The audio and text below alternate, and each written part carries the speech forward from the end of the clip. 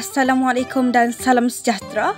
Kami dari Sekolah Menengah Kebangsaan Changlun mempersembahkan inovasi mesra alam kami yang diberi nama BioPack. 1. Penyelesaian mudah alih bagi menangani isu sisa makanan.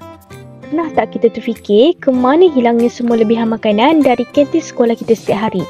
Nasi tak habis, kulit buah, sayur yang tinggal, semua tu biasanya kita buang kan? Tapi sebenarnya sisa organik ni boleh jadi sumber tenaga tau.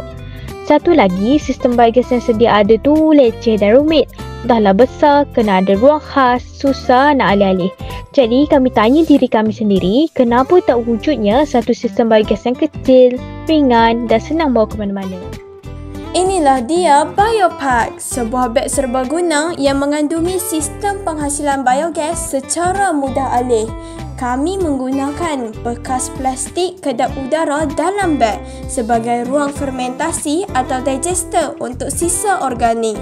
Gas yang terhasil disalurkan melalui sistem water seal DIY yang dibina menggunakan botol plastik 1.5 liter. Untuk memastikan keselamatan, mencegah tekanan berlebihan dan mengelakkan letupan. Sistem water seal ni mengurangkan risiko letupan sebanyak 90% tau. BioPack ni adalah pertama di Malaysia yang menggabungkan biogas dan mobility dan memberikan solusi yang realistik.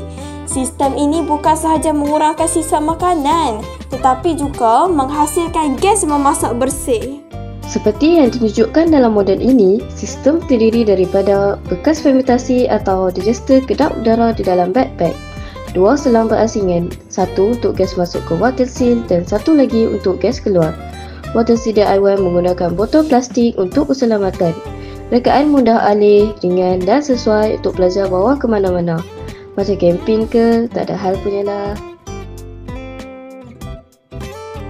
Anggaran kos bagi menghasilkan BioPack ini ialah backpack di Mr. DIY RM50, selang akuarium RM10, injap satu hala RM4, stop valve RM5, gambar eksposi RM8, bekas plastik HDPE kedap udara RM20, botol plastik 1.5 liter percuma, najis haiwan lumpur sawah padi percuma.